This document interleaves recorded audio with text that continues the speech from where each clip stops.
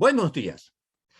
Esta mañana, sábado 13 de noviembre de 2021, estamos en este espacio de diálogos virtuales de cita con la memoria del Cantón Bolívar, una tierra que tiene el prodigio de la exuberancia natural de su flora y de su fauna, de una geografía admirable que los seres humanos que la han poblado y la siguen poblando nos brindan satisfacciones inmensas al obsequiarnos a personajes con mentes maravillosas, con cultura, con música y con arte que nos cautivan, y mujeres cuya laboriosidad, intelecto y belleza se reconoce en Manabí y en el Ecuador entero.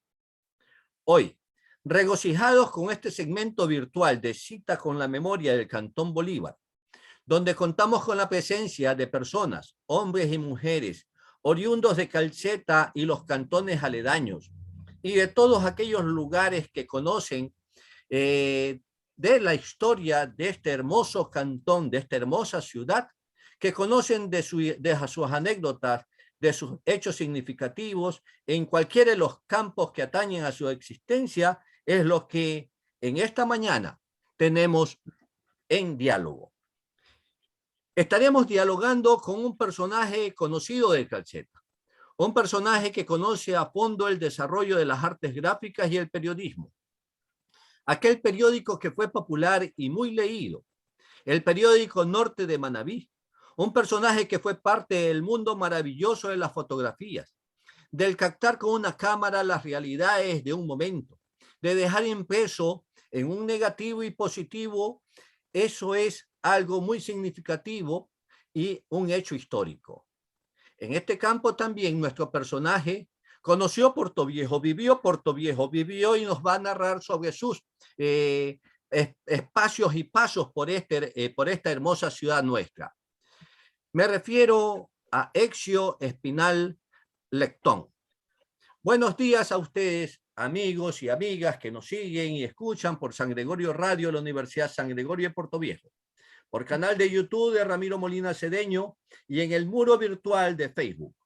Buenos días, Exio Espinel Lectón, y buenos días, Martita, mujer de mucha dinámica y entusiasmo para sacar adelante este proyecto de cita con la memoria del Cantón Bolívar. Un espacio donde se recupera el pasado histórico mediante la fotografía y los recuerdos vivos de nuestros personajes.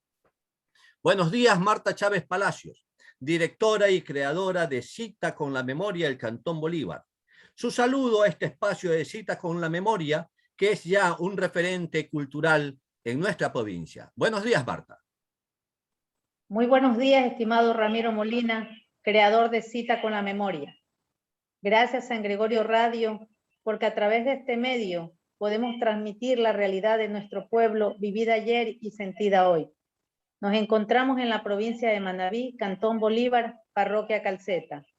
Hoy día junto a un notable personaje, don Exio Espinel Lectón, quien nos comentará algunos temas importantes de Calceta del ayer. Bienvenido, don Exio. Es un gusto inmenso tener aquí a este personaje nuestro, a este personaje nacido en Calceta y manabita 100%. Buenos días, Exio Espinel Lectón. Tu saludo a este espacio de Cita con la Memoria del Cantón Bolívar. Adelante. Buenos días, Ramiro Molina.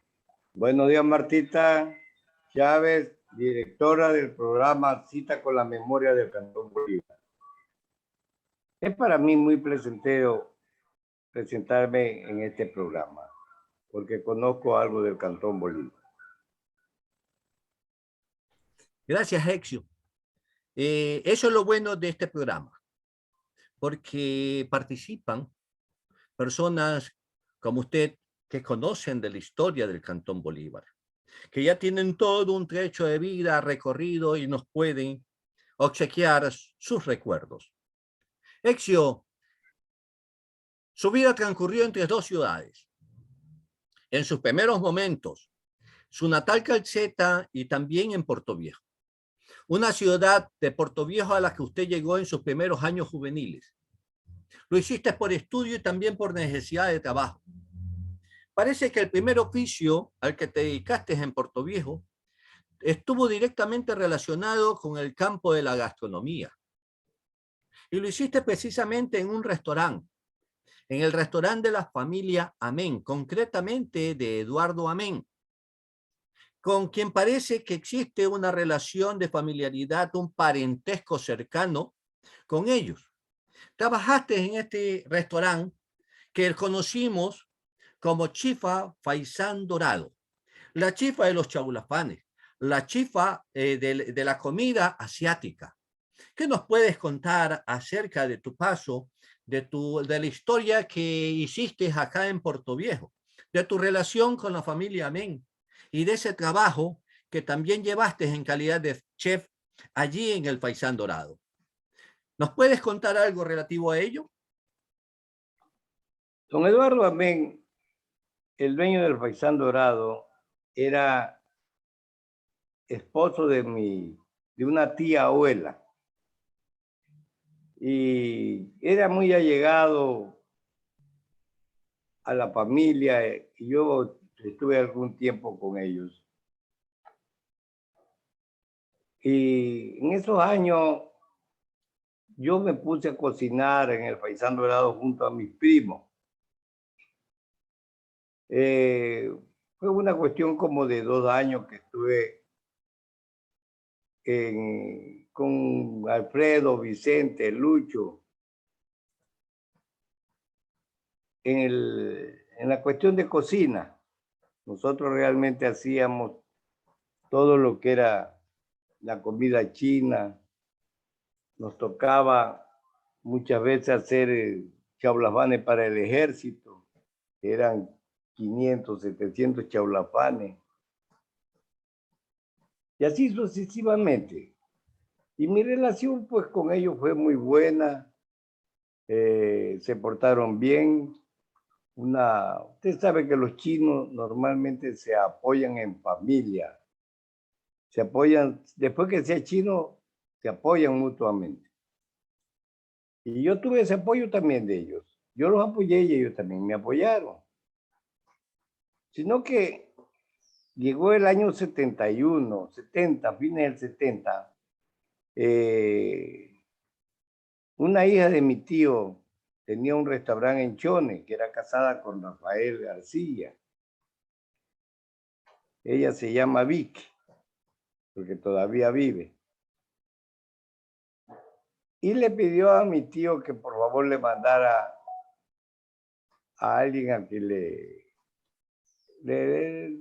fuera a ayudarle en el restaurante porque quería hacerlo nuevamente con otro nombre el chifa. Y yo fui espontáneamente, aparte de que mi tío también me pidió de favor que fuera a darle la mano a Victoria. Y ahí ya me desligué de mi tío de Puerto Viejo, porque de Chone ya me vine a Calceta. O sea que llegaste muy temprano. ¿A qué edad llegaste a Puerto Viejo? ¿Por qué saliste de Calceta? Digamos, yo iba intermitentemente a Puerto Viejo, donde mi tío, porque ellos primero tenían, era una ferretería, un almacén de tela, ferretería, como hacían los chinos en esa época, zapatería, de todo, el comercio. Y allá por el año 65, sí, más o menos 64, 65, pusieron el chip, pero yo no fui de buenas a primeras. Yo llegué allá el 69. ¿En qué calle estaba ubicado en esos tiempos el Chifa? Donde siempre estuvo, en la calle 9 de Olmedo y Bolívar, frente al parque, al Banco de Fomento que era antes. Esa propiedad fue comprada también a otro ciudadano asiático de apellido Josa. Ah, sí, Los sí. Amén lo adquirieron a ese ciudadano asiático y veo de que tú tienes una ascendencia asiática también. China, me imagino por la cuestión de la familiaridad con Eduardo Amén, con la familia Amén, que también eran de procedencia china. Tus ancestros eran de allá. ¿Cómo llegaron así acá a Calceta? ¿Cuándo se establecieron?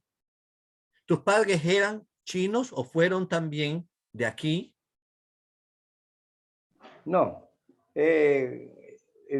Mi abuelo, el papá de mi mamá, él sí era legítimo, tal de así que en ese tiempo usted sabe que era difícil dejar entrar a los chinos por la fiebre amarilla y tantas enfermedades que habían en China.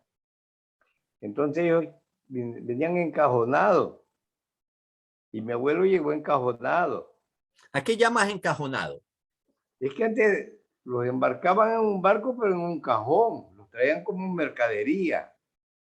Y de acuerdo a la historia, solamente en alta mar abrían el cajón y ahí era que podían salir a cubierta. Pero cuando llegaban a puerto tenían que pasar encajonados en el cajón, no lo podían sacar. Estaban, era como mercadería. O sea que Y mi venían abuelo, prácticamente no de Polizonte, sino que venían con la no, anuencia, no. venían prácticamente pagando su pasaje al dueño del barco, al armador del barco, pero venían ilegalmente por falta de documentación.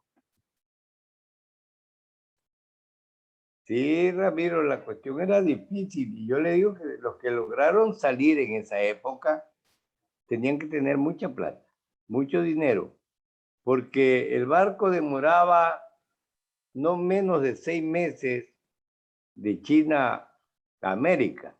Pero ¿por qué pasaban esa travesía? ¿Por qué pasaban todo ese sacrificio enorme de cruzar Ya, de un continente a otro y venir en esas condiciones prácticamente infrahumanas, dolorosas?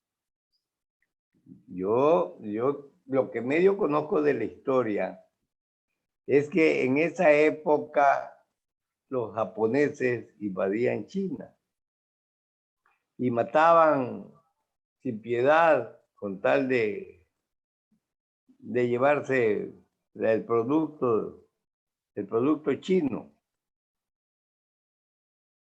Entonces los que tenían, padres que tenían un poquito más de dinero, cogían a sus hijos y los mandaban fuera de China para que no corriera el riesgo de morir ahí. Así Y es. en esa circunstancia, mi abuelo lo mandaron, pero él llegó primero, según contaba, fue a Colombia. Pero ahí no demoró mucho, parece que ha llegado a Tumaco.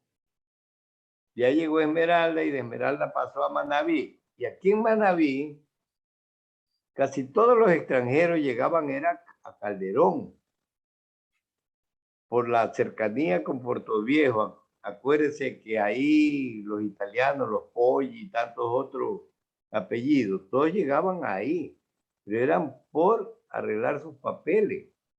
Pero los primeros pollos que llegaron, el primer pollo que llegó fue a Calceta y luego pasó a Calderón. Sí Puede ser, encontramos ¿no? algunos ciudadanos asiáticos, especialmente los Chun, en Calderón. Pero también encontramos en Calceta a los Cupó, encontramos también a otros ciudadanos también de ascendencia asiática, ¿ya? Con ancestralidad asiática. ¿Cómo se llamaron tus abuelos? ¿Cuáles eran los nombres de ellos en sus nombres El nombre originales? de mi abuelo, bueno, yo medio conozco que mi abuelo se llamaba era Leighton, en Leighton. Chile. Leighton. No, Leighton Cufó le decía, Leighton Cufó. Pero cuando lo inscribieron aquí en el registro civil, para que fuera más castellano, le pusieron Antonio Lectón Cufó. Ya. Y mi abuela era de Calderón. Mi abuela era de Calderón. ¿No ve que él llegó y se quedó ahí hasta arreglar sus papeles? Y, y esas fueron las circunstancias de que en esa época bastantes señoras de Calderón son casadas con extranjeros. Por esa razón. Sí, la historia de la migración china a nuestro continente está preñada de muchas realidades dolorosas, una historia bastante dolorosa. Como bien lo decía Exio, los asiáticos eran expulsados de muchos lugares a los que llegaban y tenían que esconderse, no solamente cuando viajaban, sino cuando llegaban a su destino. Tenían que ir a esconderse también hasta regularizar su estadía, hasta poder lograr asentarse en un territorio, una localidad de un pueblo determinado. Porque por el temor en esos tiempos de la transmisión de enfermedades a las que se les acusaba de que eran los portadores de la fiebre amarilla, una situación que no tenía nada que ver y que era producto de enfermedades tropicales transmitidas por insectos tropicales, pero que la comunidad asiática, la comunidad china fue la que más pagó estos desconocimientos de estos problemas. Las realidades fueron muy dolorosas, están descritas en muchos episodios. Llegaron a Puerto Viejo a comienzos del siglo XX, llegaron incluso algunos en condición casi de prisioneros encadenados, fueron deportados del Perú, fueron deportados de Guayaquil, fueron deportados también de Puerto Viejo, hasta que lograron, ¿ya? Asentarse, lograron fijar su residencia, a lo menos en Puerto Viejo, allá por 1909, luego de pagar también fuertes sumas de dinero, proceso de corrupción que siempre ha existido, a funcionarios inescrupulosos, para que regularicen su estadía y fueron obligados también a españolizar sus nombres y sus apellidos. De allí que en muchos ya solamente conozcamos ya los conozcamos por nombres y apellidos españoles y se esté perdiendo también sus apellidos de origen, sus apellidos asiáticos. Es un proceso de recuperación que también la comunidad china en algunos países de América ha procedido a iniciar para que no se pierda esa ancestralidad familiar. Interesante todo esto.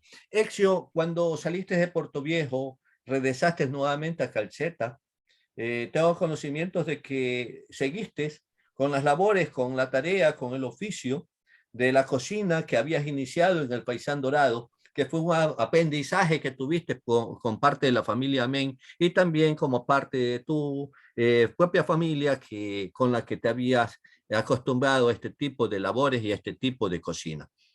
También armaste un restaurante, también armaste un chifa, armaste algún puesto, un lugar donde podías también desarrollarte no solamente en tu campo de la cocina, sino también tener un sustento económico. ¿Qué hiciste? Como le contaba antes, yo salí de Puerto Viejo a Chone a darle la mano a mi prima. Allá estuve un año, el año 71 lo pasé todo en Chone, en el restaurante El Chunquín.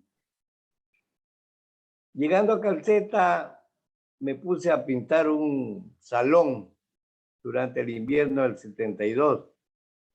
Y en ese año mismo, 72, instalé un chifa aquí en Calceta. El lugar que me fue muy bien, Calceta no tenía esa clase de restaurante, por aquí alrededor no había chifa.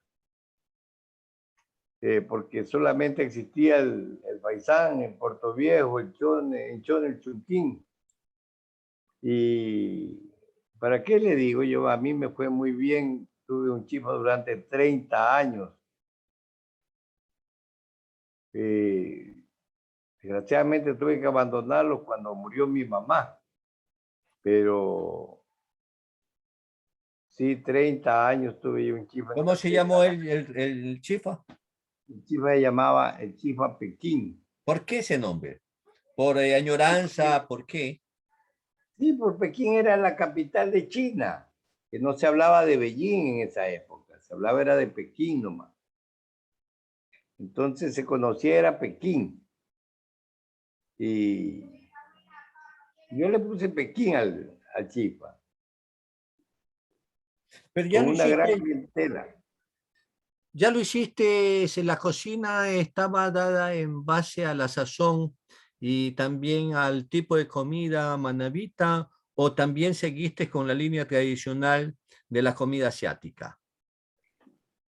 Me inicié con la comida asiática y la mantuve durante mucho tiempo, sino que por circunstancias de la vida en ciertos años de, del chifa, tuve que hacerlo también chifa restaurante por cuestiones de trabajo, porque en esa época llegaron aquí las obras a calceta, a mediados del año, de los años 70 al 80, llegaron todas las obras de las principales obras a calceta.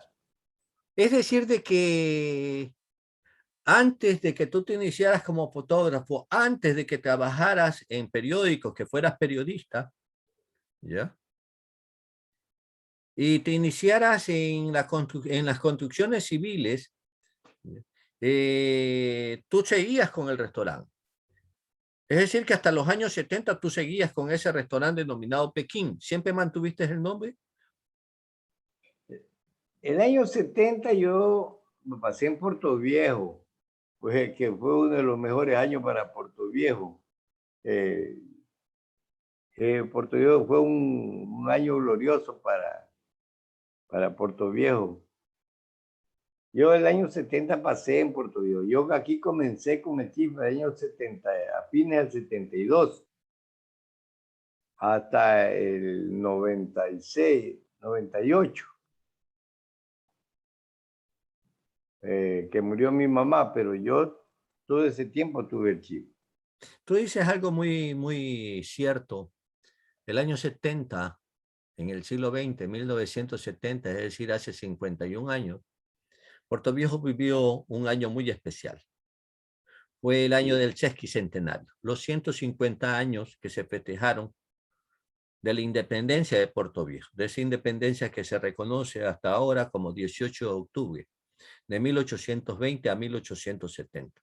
Fue un año muy especial y prácticamente es el inicio de la transformación de Puerto Viejo, de la transformación de Manabí, donde empezaron a quedar todas las construcciones, toda la arquitectura, toda la urbanística, la moda del ayer empezó a quedar para darle paso al modernismo, para darle paso a los nuevos modelos culturales y constructivos que la tecnología y también el diseño ya nos traía.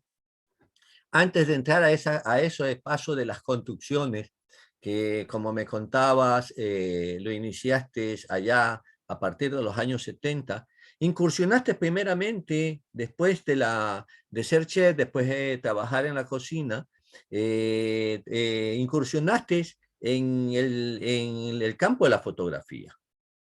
Hiciste fotografía, fuiste fotógrafo. ¿Qué te motivó a ello? ¿Cómo así ingresaste? Es un cambio radical, ya entre el ser chef a ser fotógrafo. ¿Qué tipo de cámara usaste? ¿Por qué te motivaste a ingresar a este campo? No, fue lo contrario. Yo primero fui fotógrafo.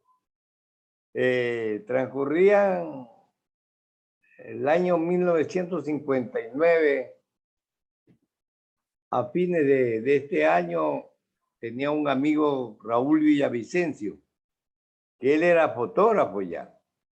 Y un día me invitó a revelar un rollo.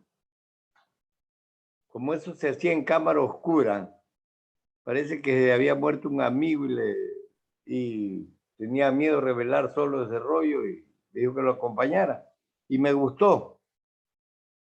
Me gustó y comencé a trabajar con Raúl, que era empleado de Omarcito Escalante. A ver, Entonces cuéntanos un Omarcito poquito de nos Raúl prestó a los dos. Villavicencio. Cuéntanos un poquito de Raúl Villavicencio. Tenía estudio fotográfico. Dices que era En Manta. también compañero de trabajo de el fotógrafo Escalante, un fotógrafo muy reconocido en Calceta. ¿Quiénes eran ellos? ¿Cómo te vinculaste? ¿Qué estudios? ¿Dónde estaban los estudios fotográficos de ellos? Ya. Omarcito Escalante era un fotógrafo ya viejo, ya tenía sus años en la profesión. Y Raúl comenzó a trabajar con él, pero Raúl, claro, sabía muchas más cosas que Omarcito. Entonces Raúl me invitó a mí y yo tenía mis cualidades, porque Yo sabía, en esa época no había la fotografía a colores. Entonces, había que tomar la foto, retocar el negativo, retocar el positivo. Y si la gente quería con colores, se la pintaba con óleo. Y yo tenía esa cualidad de pintar con óleo. Sé pintar con óleo. Era un óleo alemán transparente que yo ya no lo he visto hace mucho tiempo, que traía la Kodak. O sea, la Kodak traía esas pinturas, traía esos materiales. Era pintura, Sí, era... ¿sí?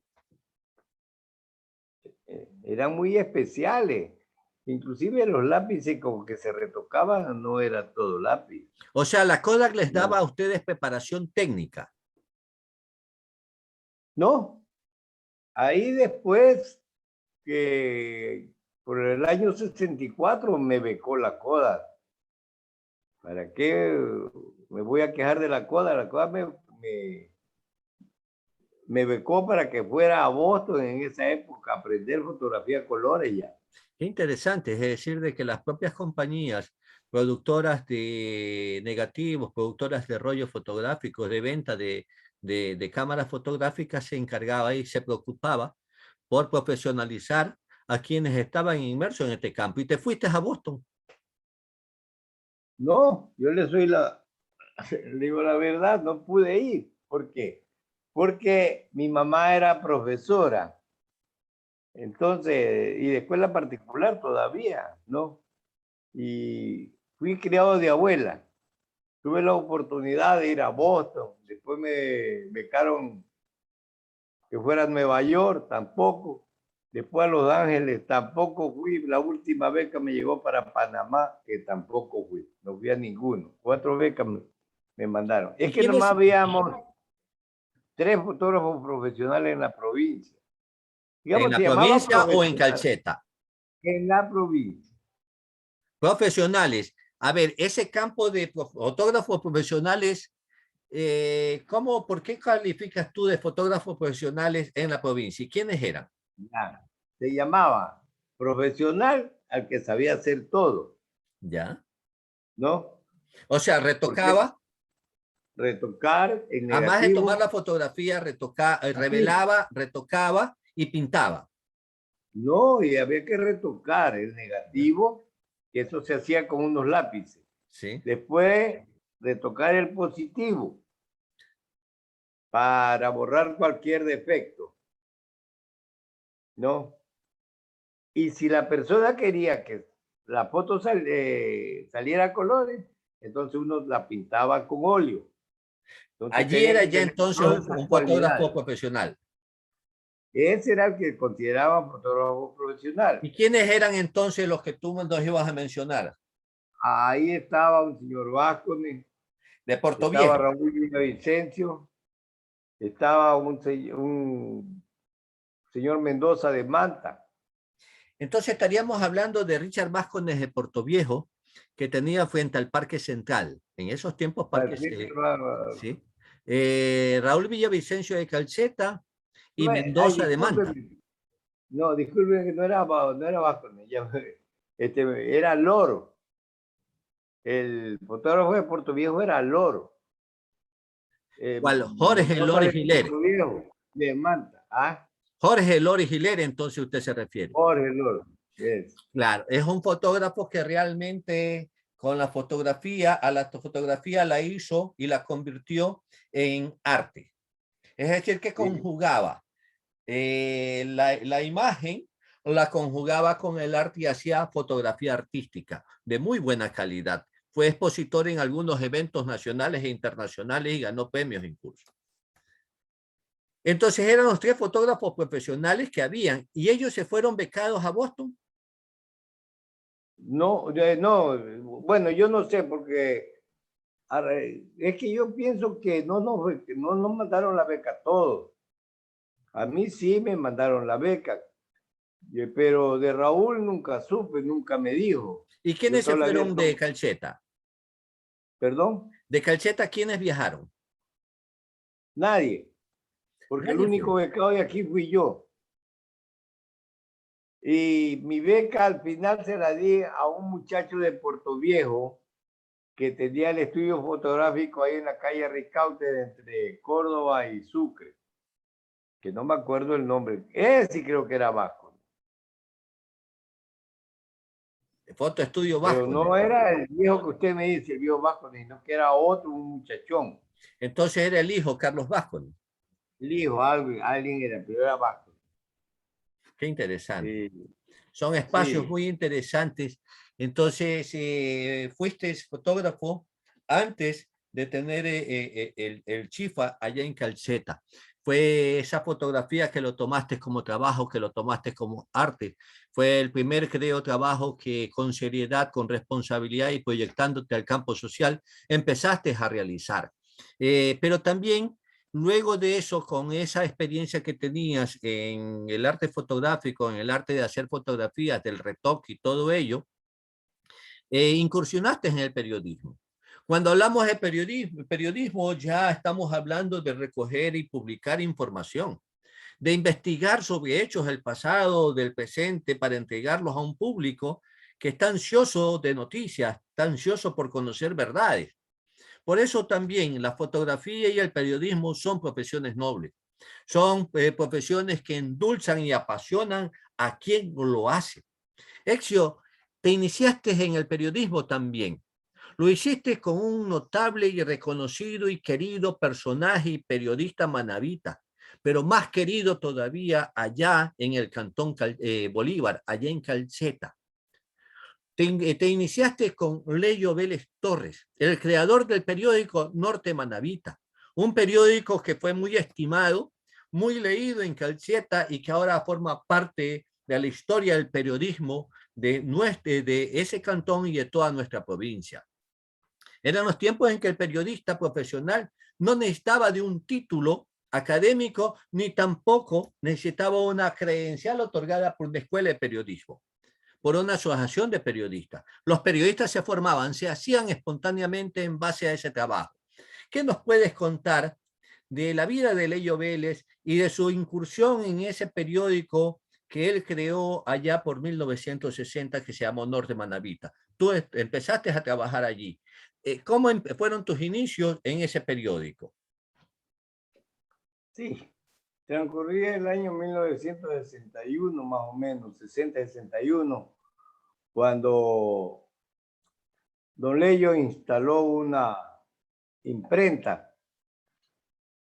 ahí en la calle 10 de agosto y Manabí. Instaló una imprenta y como yo pasaba obligadamente por ahí, porque mi casa era más adelante,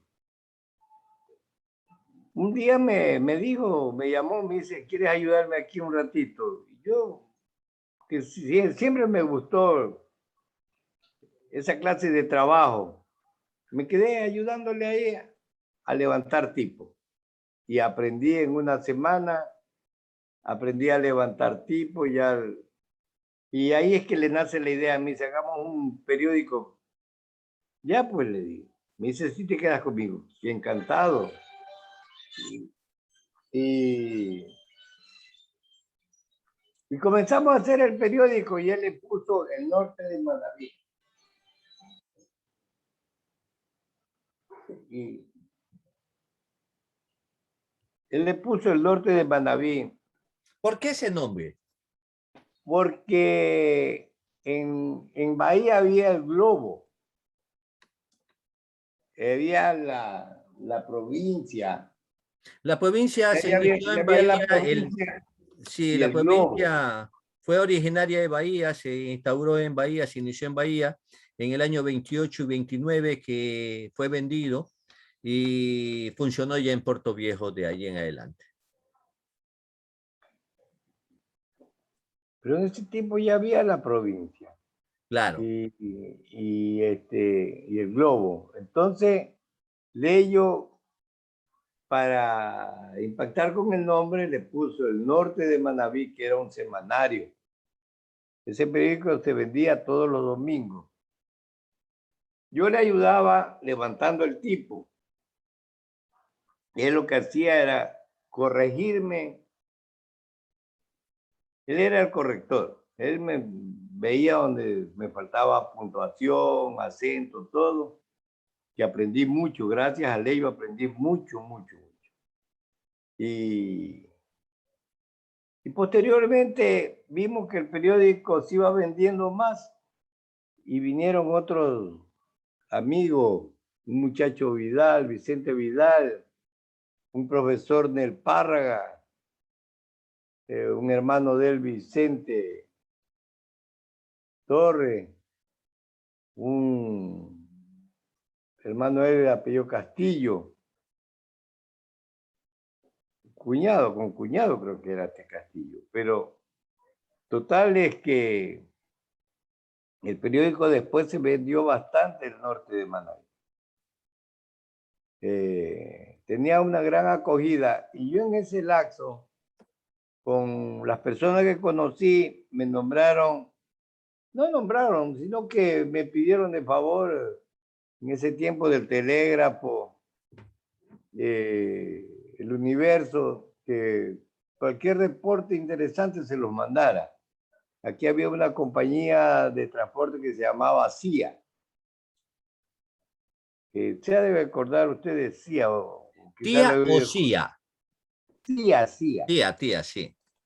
CIA, CIA era unos carros abiertos, la ranchera que decían. También llegaba a Puerto Viejo esa tía. Estaba en la calle Pedro Gual. Claro, es que ahí llegaban todos porque la Pedro Gual era lo único central que había en Puerto Viejo. Entonces, en esos carros mandaba yo los reportes que salían a los 8, 15 días. Pero de acontecimientos que sucedían en nuestro medio, yo los fotografiaba y los mandaba para allá. O los mandaba redactados. Y eso lo hice en el transcurso de unos 3 años. Pero siempre, ¿sí? Continúe. No, es que ya después, posteriormente, ya me cansé de eso y ya me puse ya un estudio fotográfico solo.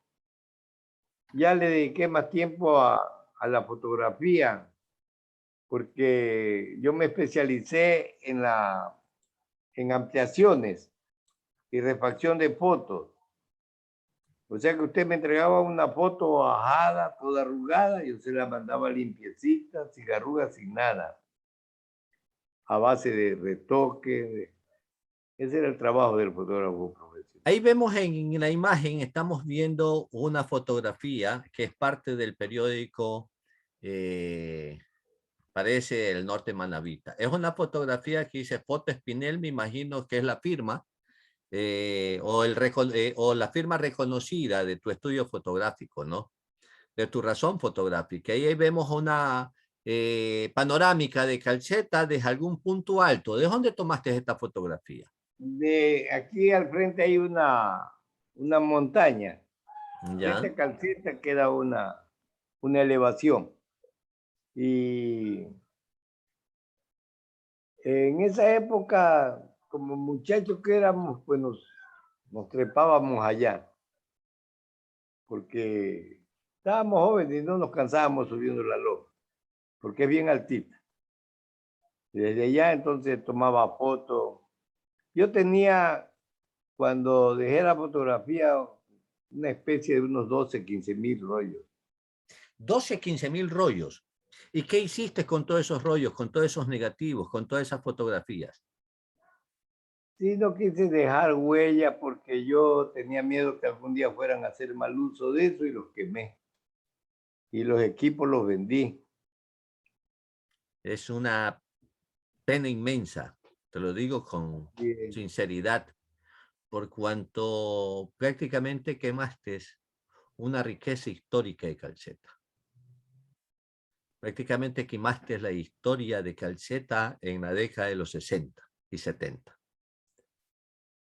Hubiera sido una riqueza muy querida en este momento, muy apreciada, no solamente para los calcetenses, sino bolivarenses, sino también para todos los manavitas y todos los que amamos este campo de la fotografía.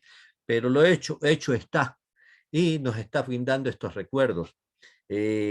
¿Con qué tipo de cámara empezaste a trabajar? ¿Fue alguna cámara de manga?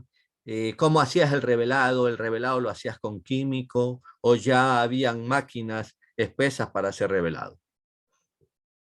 No, mi primera cámara fue una marca Phantom. Era una cámara de 6x9 alemana, porque en ese tiempo no habían inventado la 35 milímetros que hay ahora. Ahí las cámaras eran de 6x9, no había cámara ni de 6x6 todavía. Posteriormente la Reflex sacó la 6x6, pero en ese tiempo nomás eran puras cámaras 6x9. ¿Qué sucedía con estos negativos? Que daban la facilidad de retocar, porque retocar no es una tarea muy fácil. Inclusive hay que tener ciertos aditamentos que lo ayuden a uno. Cuando Porque hablamos de fotografías de negativos de 6x6, estamos hablando de este tipo de negativo. ese es el tipo negativo. ¿Sí?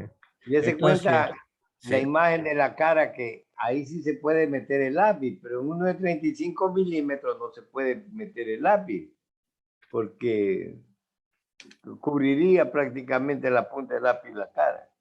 Pero ahí sí se puede, ¿no? Y el retocador de fotografías era hecho de madera mismo, que Era de ustedes mismos lo madera. trabajaban. Vea, era una Z inversa. ¿Ya? Partía de adelante hacia acá y de aquí subía y tenía una copa así. Aquí en el centro había un vidrio y sobre ese vidrio se ponía el negativo y ahí es que uno retocaba. Para retocar había un líquido que vendían en Guayaquil en la Coda, que se le ponía el negativo para que pegara el lápiz. No era así en blanco, porque ahí no pega ahí no pega el lápiz, sino que había que ponerle un líquido. Y ese líquido era el que fijaba el lápiz y daba la facilidad para cubrir cualquier daño.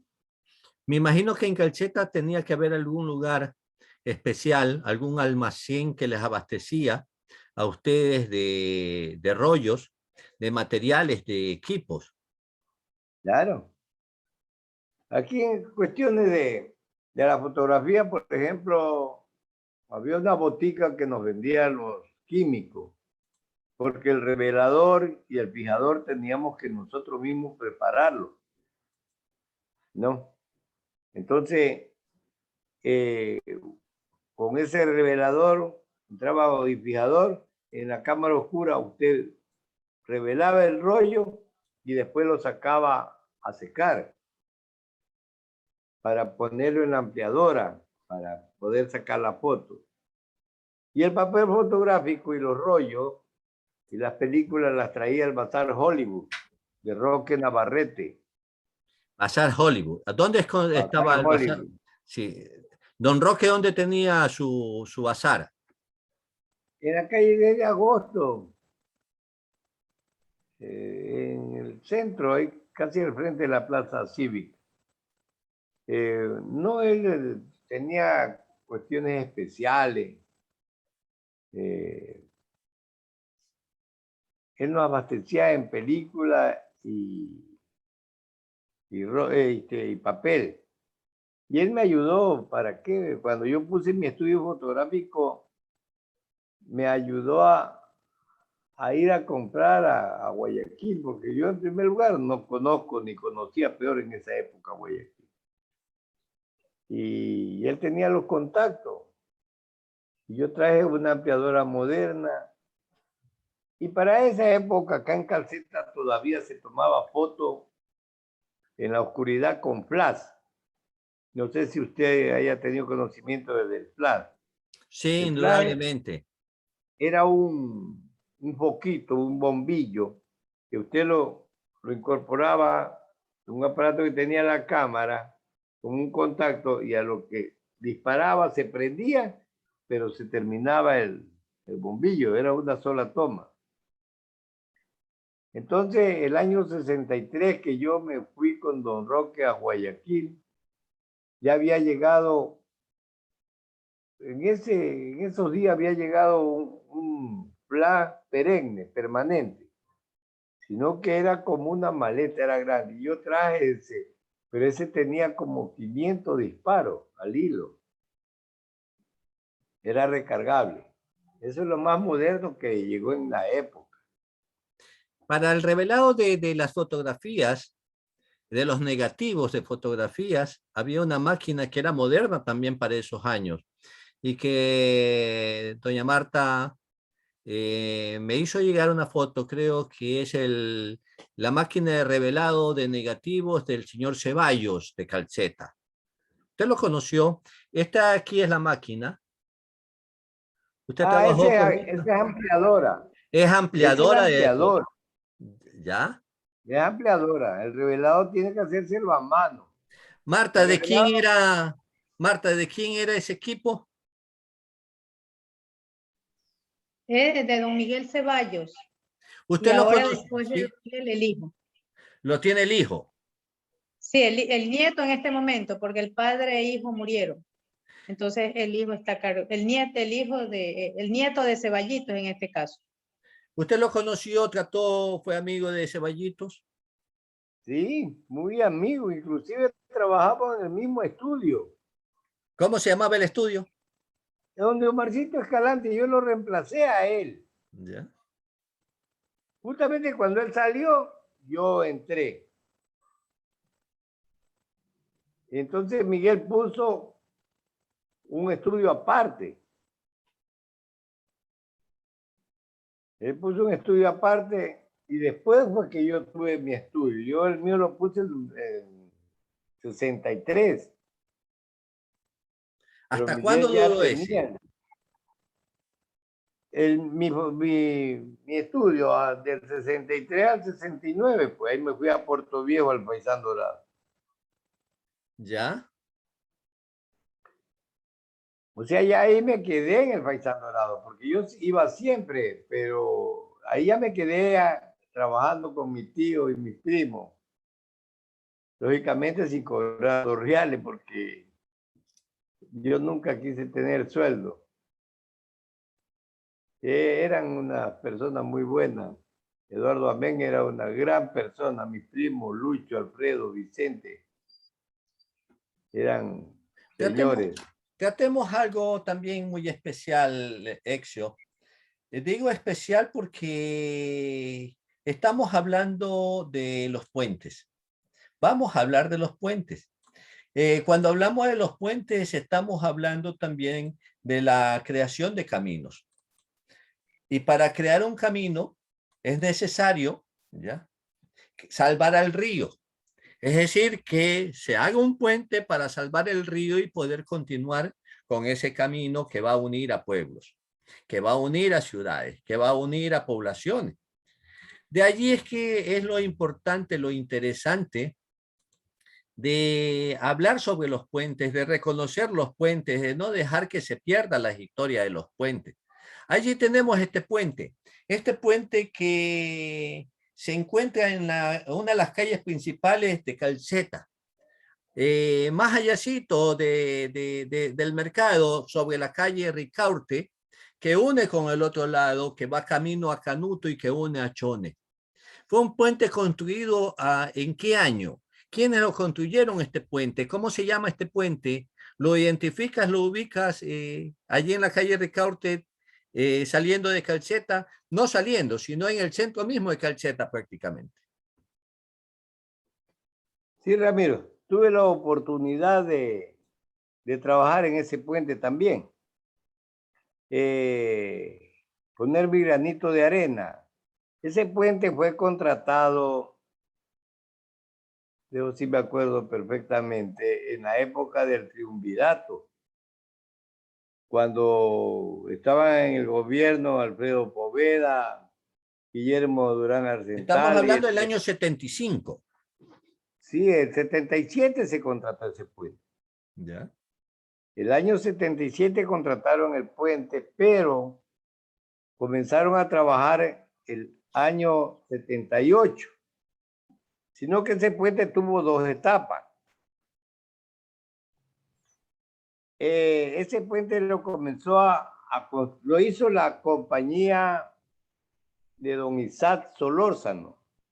Don Isaac Solórzano de Portoviejo era un ingeniero muy ducho en puentes, carreteras, era uno de los mejores constructores de la época.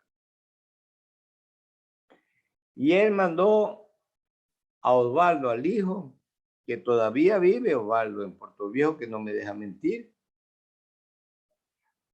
a construir ese puente.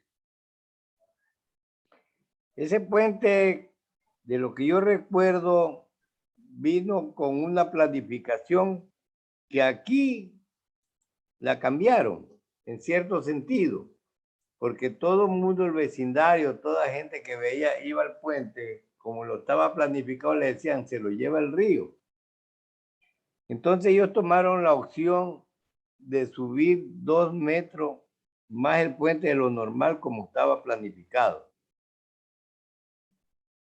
Y esta construcción demoró más de un año, porque es una buena construcción. En esa época no había lo que hay ahora, esas cuestiones de acero que le ponen paralelo y ya le fundieron arriba y ya está. No. En esa época ese puente le vino un fiscalizador porque lo contrató a Obras Públicas.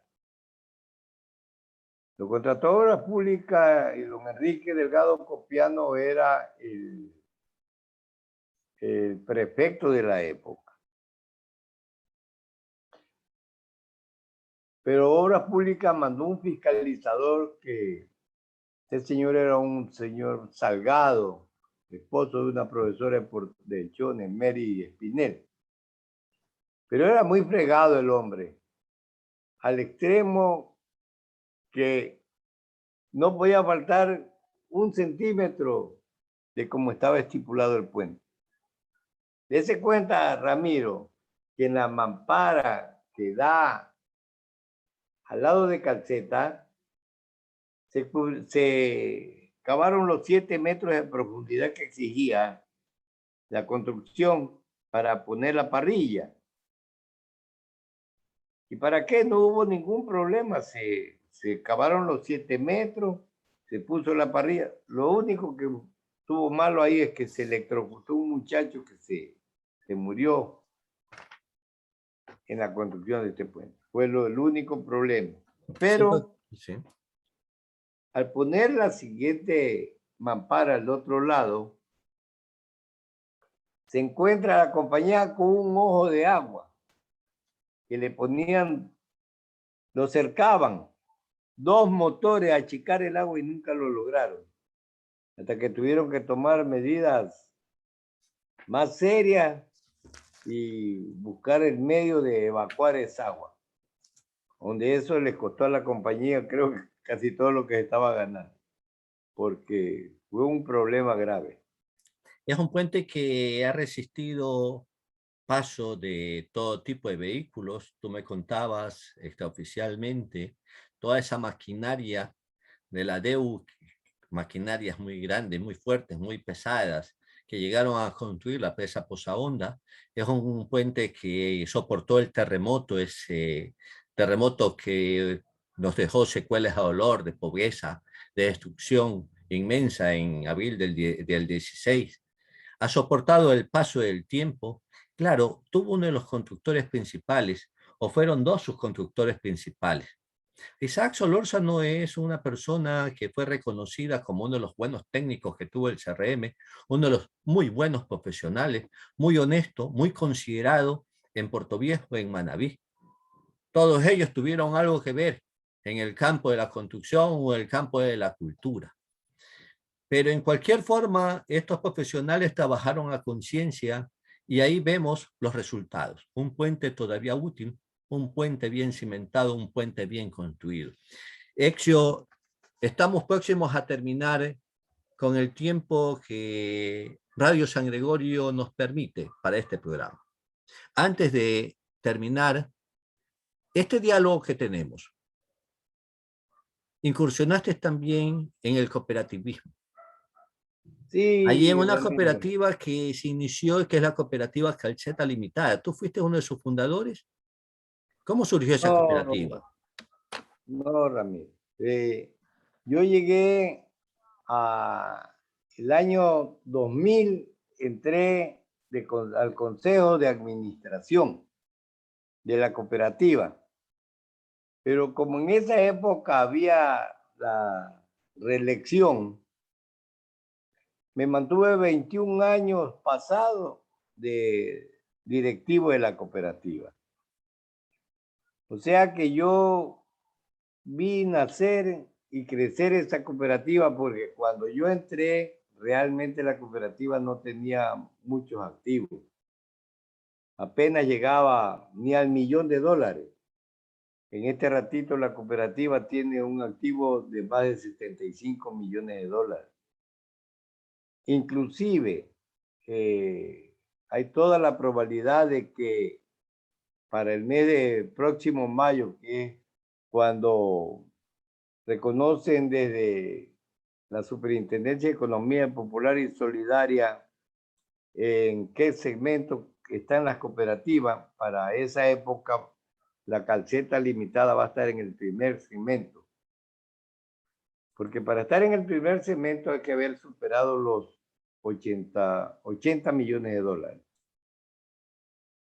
Por eso es que aquí en Manaví nomás hay 2 cooperativas, 3 ahorita, que es la Comercio, la 15 de abril y la Chone. Y próximamente ya la Calceta Limitada sube también al primer segmento, que va a ser un honor para Manaví y Calceta. Va a ser un honor para Manaví, para Calceta, como es un honor tenerte aquí con nosotros. Antes de cerrar este programa, Marta Chávez Palacios, que es la directora de Cita con la Memoria del Cantón Bolívar, nos brindará sus impresiones acerca de este diálogo que hemos tenido con tan insigne e importante personaje como Exio Espinel Lectón. Marta. Bueno, Ramiro, agradecerle realmente a don Exio, un reconocido personaje, alguien que ha vivido en muchas facetas, tanto en la fotografía, en el periódico, en la parte gastronómica, en la parte de cooperativismo, en el aporte también con el puente que une al Calceta, Canuto, Chone. Entonces, yo creo que debemos seguir construyendo la historia, debemos conocer la historia. Y yo creo que cada 15 días que entrevistemos a un personaje o dialoguemos con un personaje, nosotros nos vamos llenando más de conocimientos. Que no se cometan errores como el como el tema que sucedió con los negativos, ¿no? Entonces, a los fotógrafos siempre le decimos que pongan su sellito, porque nosotros en el tiempo, o sea, vamos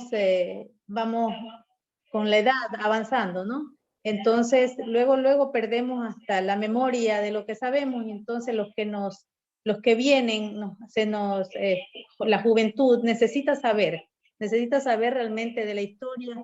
Nosotros hoy día la estamos construyendo, la estamos dejando.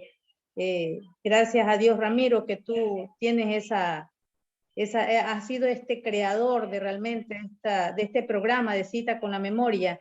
Vamos a seguir, yo creo, si Dios nos permite, para largo, pero agradecer y muy contenta de saber tanta historia que tenemos en cada cantón, en la provincia de Manabí, y orgullosa realmente de saber de lo que fue Calceta del ayer. Esperemos de que otros cantones emulen este trabajo de ustedes, el de Calceta, que otros cantones, otros actores culturales se unan a esta cruzada de recuperar memoria histórica para engrandecer nuestra historia, para conocer nuestra historia y ser significativos ante ellos.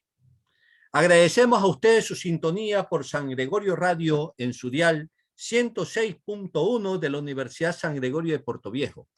A quienes nos siguen por canal de YouTube, por este muro de Citas con la Memoria y Citas con la Memoria del Cantón Bolívar. Nuestro especial reconocimiento a nuestro invitado de hoy día, un invitado de lujo como Exio Espinel Lectón, y también a nuestra directora de Citas con la Memoria del Cantón Bolívar, Marta Chávez Palacios. A quienes están detrás de los micrófonos de San Gregorio Radio, que son Renan Álava Castro y Manuel Andrade León. Hasta el próximo sábado, en un nuevo encuentro en Cita con la Memoria del Cantón Bolívar. Tengan ustedes muy buenos días.